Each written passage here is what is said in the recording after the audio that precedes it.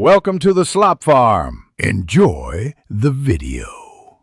You'll begin by opening the calculator app so you can do immediate math. Tap the calculator icon or swipe down /up to open Control Center and tap the calculator shortcut. Once done, make sure the phone is in portrait orientation for standard add, subtract, multiply, divide keys. This keeps the interface simple and fast. You do this because the app adapts to orientation, portrait for basic tasks, and a different layout in landscape.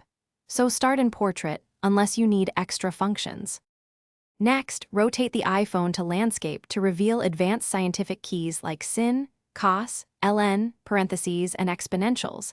This gives you precise control for complex problems. Once done, use long press on numbers to copy or paste values between apps. This avoids retyping and prevents errors.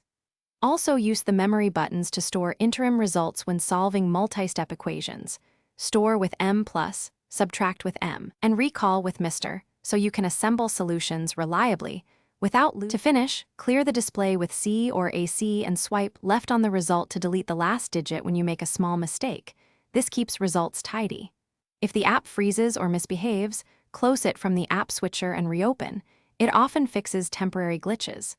If that does not help, restart the iPhone to clear system-level issues.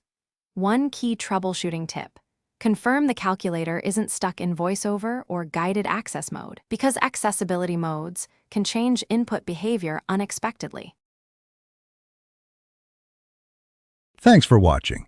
Consider subscribing if we helped you today.